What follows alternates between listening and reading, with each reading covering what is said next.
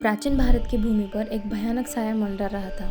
एक ऐसा नाम जिसको सुनकर सब डर जाते थे, नरकासुर, दानवों का राजा। एक समय देवताओं से वरदान प्राप्त नरकासुर सत्ता के मद में चूर हो गया था। उसकी शक्ति ने तीनों लोकों में आतंक मचा रखा था। देवता तक उसके नाम से कांपने लगे थे। 16,000 निर्दोष स्त्रियों को उनके घरों से छीनकर नरकासुर ने अपने अंधकारमय दुर्ग में कैद कर रखा था। देवताओं की मां अदिति उसके कर्णफूलों को स्वर्ग से चुरा लिया था। पृथ्वी पर कोई भी उससे टक्कर लेने की हिम्मत नहीं करता था। लेकिन जब अंधकार अपने चरम पर पहुंचता है, तब प्रकाश का उदय होता है। देवताओं ने भगवान विष्णु की शरण ली और भगवान विष्णु ने उन्हें वचन दिया कि नरकासुर का अंत जल्द ही होगा। भगवान विष्णु ने अपने अवतार श्री कृष्ण के रूप में इस दानव से लड़ने का निर्णय लिया, लेकिन एक कठिनाई थी। नरकासुर को यह वरदान प्राप्त था कि उसकी मृत्यु केवल उसकी मां के हाथों ही हो सकती है। इसलिए श्री कृष्ण ने अपनी पत्नी सत्यभामा, जो स्वयं भूदेवी का अवतार थी, उसको साथ लिया और दोनों निकल पड़े नरकासुर के अजय किले की ओर। युद्ध भयंकर था।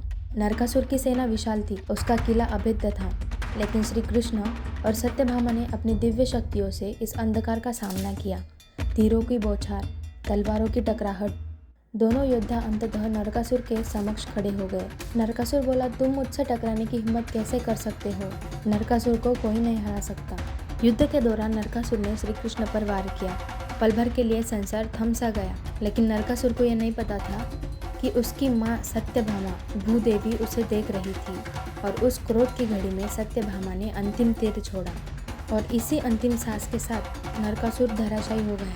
दानव का अंत हो चुका था। अपनी मृत्यु से पहले नरकासुर ने अपनी भूलों पर पश्चाताप किया था। उसकी अंतिम इच्छा थी कि उसकी मृत्यु का उत्सव शोक से नहीं बल्कि प्रकाश से मनाया जाए। एक ऐसा उत्सव जो बुराई पर अच्छाई की जीत का प्रतीक बने। और इस प्रकार नरक चतुर्दशी का पर्व प्रारंभ हुआ। वो दिन जब प्रकाश ने अंधकार को हरा दिया और संसार ने अपने पापों से मुक्ति पाई। इसी दिन हम दीप जलाते हैं, आतिशबाजी करते हैं और बुराई के अंत का जश्न मनाते हैं। यह दिवाली का आरंभिक पर्व है जो प्रकाश की विजय का प्रतीक है। आज रात जब दीपक जले तो नरकासुर की कहानी को याद करें। यह कहानी जो हमें सिखाती है कि चाहे अंधकार कितना भी गहरा हो, प्रकाश हमेशा विजय प्राप्त करता है।